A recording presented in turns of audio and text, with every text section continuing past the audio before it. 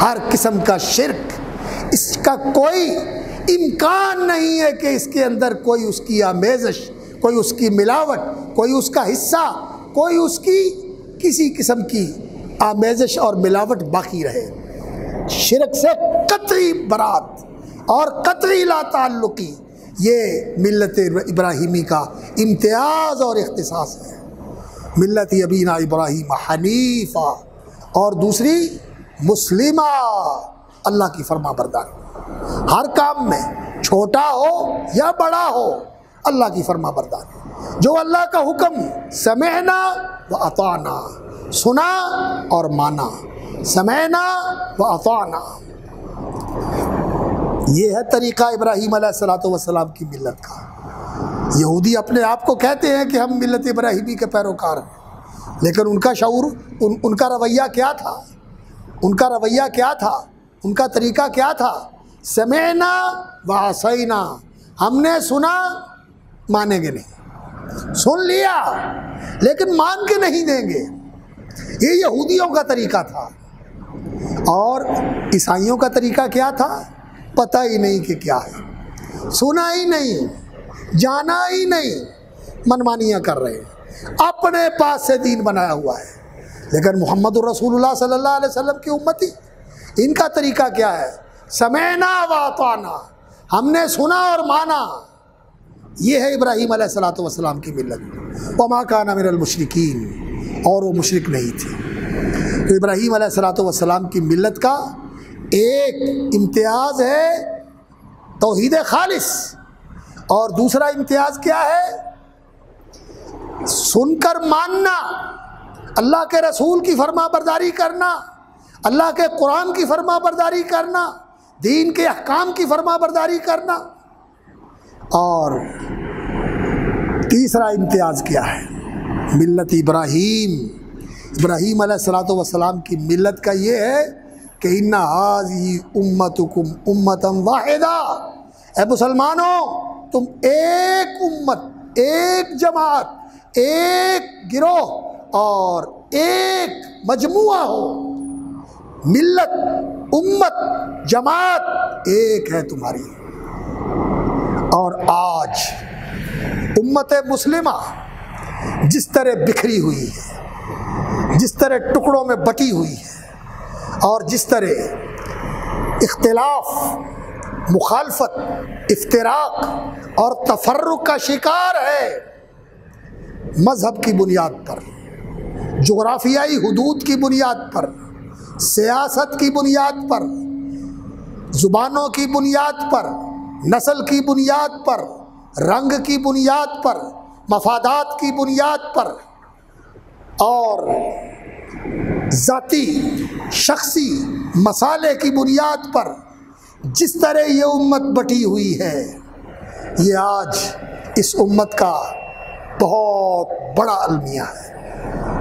اور حج کا بھی یہ سبق ہے، ملت ابراہیمی کی بھی یہ دعوت ہے، اور قرآن کی بھی یہ تعلیم ہے کہ مسلمانوں وَاعْتَصِمُوا بِحَبْلِ اللَّهِ جَمِيعًا، سارے کے سارے مل کے ایک اللہ کی رسی کو تھام لو، ایک اللہ کی رسی کو تھام لو۔ رسول اکرم صلی اللہ علیہ وسلم نے فرمایا، لوگو القرآن هو حبل اللہ المتین، یہ قرآن اللہ کی مضبوط رسی ہے، اس کا ایک سرا اللہ کے ہاتھ میں ہے اور ایک سرا لوگوں تمہارے ہاتھ میں ہے۔ یہ رسی ہے اللہ کی، ایک سرا اللہ کے ہاتھ میں ہے، ایک سرا تمہارے ہاتھ میں ہے، اس قرآن کو تھام لو، اس قرآن کو پکڑ کے ایک ہو جاؤ۔ وَاعْتَصِمُوا بِحَبْلِ اللَّهِ جَمِيعًا وَلَا تَفَرَّقُوا، اور گروہوں میں نہ بٹو۔ یہ گروہ جو تم نے بنائے ہوئے ہیں دین کی بنیاد پر، فقہی فرقے، اعتقادی فرقے، تصوف کے فرقے اور مدارس کے فرقے، شخصیات کے فرقے، یہ سارے فرقے ختم کر دو۔ محمد الرسول اللہ صلی اللہ علیہ وسلم تمہارے امام ہیں، وہ تمہارے ہادی ہیں، وہ تمہارے مرشد ہیں، وہ تمہارے معلم ہیں، وہ تمہارے قائد ہیں۔ ان کی ذات کے اوپر سارے اکٹھے ہو جاؤ، اور اللہ تمہارا معبود ہے، وہ تمہاری زندگی کا مطلوب و مقصود ہے، اور وہ تمہارا محبوب ہے، اس کی رضا کو اپنی زندگی کا مقصد بنا لو، اس کی عبادت کرو، اس کی اطاعت کرو، اور اس کی عبادت و اطاعت کے لیے محمد الرسول اللہ صلی اللہ علیہ وسلم کی پیروی اور اتباع کرو، نبی صلی اللہ علیہ وسلم کی اقتداء کرو، نبی صلی اللہ علیہ وسلم کی اسوہ حسنہ کو اپناؤ، نبی صلی اللہ علیہ وسلم کی سیرت و سنت کے مطابق چلو، ایک امت بن جاؤ۔ یہ ساری گروہ بندیاں چھوڑ دو۔ یہ جن گروہ بندیوں کا میں نے نام لیا یہ تو دین کی بنیاد پر ہے، صوفیوں کے فرقے، فقیہوں کے فرقے، مفتیوں کے فرقے، مولویوں کے فرقے، یہ سب فرقہ بندیاں ختم کر دو، اور سیاست کے فرقے، سیاست کے فرقے۔ لوگ کہتے ہیں اختلاف صرف مولوی کرتے ہیں، صرف مولوی کرتے ہیں، سیاستدانوں میں اختلاف نہیں ہے، ایک دوسرے کا خون نہیں کرتے، ایک دوسرے سے دشمنی نہیں کرتے، ایک دوسرے کو ناکام کرنے کے لیے سازشیں نہیں کرتے، ایک دوسرے کی ٹانگیں نہیں کھینچتے، ایک دوسرے کے لیے پلان نہیں بناتے کہ کس طرح اس کو ناکام کیا جا سکتا ہے، بے شک اس میں ملک کی ناکامی ہو، بے شک اس میں ملت کی ناکامی ہو۔ ہماری تاریخ المیوں سے بھری پڑی ہے، یہ سیاستدانوں کا اختلاف اور یہ لیڈروں کا اختلاف، اور قومیت کی بنیاد پر، نسلیت کی بنیاد پر یہ مغربی پاکستان والے اور مشرقی پاکستان والے دونوں ایک تھے، دونوں نے قربانیاں دی تھیں، لیکن نسل کی بنیاد پر دونوں الگ ہو گئے، اور آج پھر یہی نسلیت کی بنیاد پر اس ملک کے اندر پھر یہ تقسیم کے عناصر موجود ہیں اور سر اٹھانا چاہتے ہیں، پھر یہ سر اٹھانا چاہتے ہیں۔ کوئی کراچی میں اٹھانا چاہتا ہے، کوئی گریٹر پختونستان بنانا چاہتا ہے، اور کوئی آزاد بلوچستان بنانا چاہتا ہے، اور کوئی پنجاب کے پگڑی کے شملے کو بلند کرنا چاہتا ہے، گریٹر پنجاب کا خواب دیکھ رہا ہے، اور نسل کی بنیاد پر اپنے آپ کو تقسیم کر رہے ہیں۔ تم تو ایک امت تھے، تم تو ایک امت تھے، محمد الرسول اللہ صلی اللہ علیہ وسلم کا کلمہ پڑھنے والے، محمد الرسول اللہ صلی اللہ علیہ وسلم کے دین پر چلنے والے، اور ابراہیم علیہ الصلوۃ والسلام کی ملت کی پیروی کرنے والے۔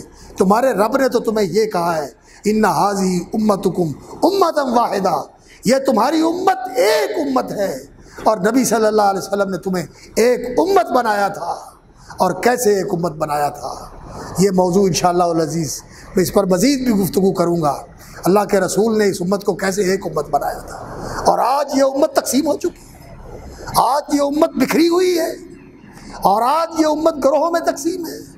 اور پھر اللہ اکبر، یہ جن کا میں نے نام لیا ان کے علاوہ ہماری برادریوں کی تقسیمیں، شیخ، ارائیں، جٹ، راجپوت، فلان فلان فلان، ہم یہ ہیں، ہم وہ ہیں، کیا ہے یہ چیزیں؟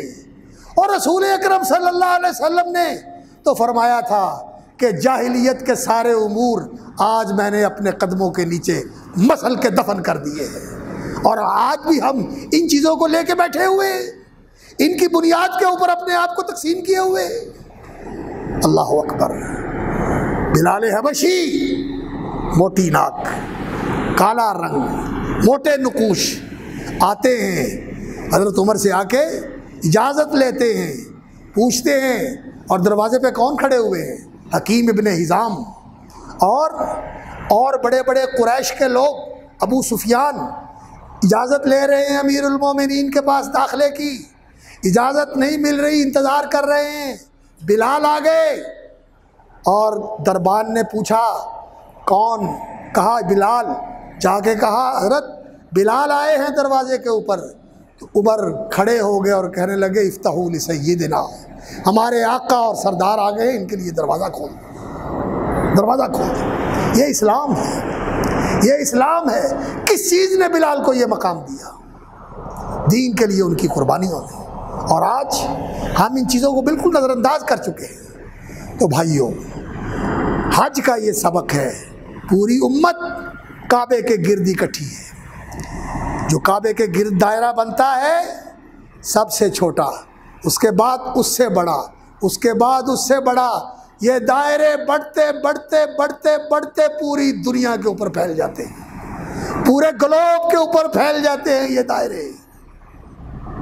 مرکز ایک کعبہ ہے اور وہ توحید کا مرکز ہے، توحید امت مسلمہ کا مرکز ہے، اور دوسرا مرکز مدینہ ہے، محمد الرسول اللہ صلی اللہ علیہ وسلم کی مسجد، ان کا منبر، ان کا محراب، اور آپ صلی اللہ علیہ وسلم کا مرکز مبارک۔ اللہ اکبر، جہاں رسول کرم صلی اللہ علیہ وسلم آرام فرما ہے اپنی قبر مبارک کے اندر، اپنے روضہ مبارکہ کے اندر، یہ مرکز ہے مسلمانوں کا۔ مسلمان اس مرکز کے اوپر اکٹھے ہیں، اور ان کا کلمہ ایک، ان کا دین ایک، ان کی کتاب ایک، ان کا رسول ایک، ان کا معبود ایک۔ اور پھر کیا ان کے لیے یہ راستہ ٹھیک ہے کہ یہ اپنے آپ کو اس طرح تقسیم کیے رکھیں جس طرح آج ہم تقسیم ہیں؟ نہیں، یہ غلط ہے۔ یہ افتراقات ختم کر دیجئے، یہ تفرقات مٹا دیجئے، ایک امت بننے کی کوشش کرو، سچے مسلمان بن کے، سچے موحد بن کے، سچے محمد رسول اللہ صلی اللہ علیہ وسلم کے پیروکار بن کے۔ یہ مذہبی تفریقیں، یہ سیاسی تفریقیں، یہ جغرافیائی تفریقیں، سچی بات یہ ہے کہ دین کے اندر ان کی کوئی گنجائش نہیں ہے۔ پوری دنیا میں بسنے والے مسلمان، المسلمون اللہ اکبر کجسد واحد، نبی صلی اللہ علیہ وسلم نے فرمایا کہ پوری دنیا کے مسلمانوں کی مثال ایسے ہے جیسے ایک جسم ہوتا ہے، سر سے لے کر پاؤں تک جیسے ایک جسم ہے۔ پوری دنیا میں بسنے والے مسلمان ایک جسم ہے۔ اور پھر یہی حال ہو جو آج ہمارا حال ہے کہ یہ ان کا مسئلہ ہے، پہلے ہمارا وطن، پہلے وہ چیز، پہلے وہ چیز۔ نہیں، یہ سب سوچیں غیر اسلامی ہیں۔ اللہ تعالی ہمیں اسلامی سوچ نصیب فرمائے، اسلامی شعور نصیب فرمائے، اور اس شعور کو زندہ کر کے اسلام کے لیے قربانی دینے کا جذبہ نصیب فرمائے۔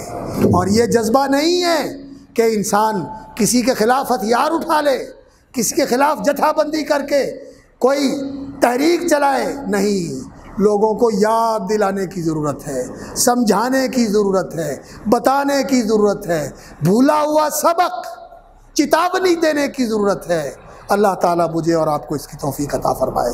سبحان ربک رب العزت عما یصفون وسلام علی المرسلین والحمد للہ رب العالمین۔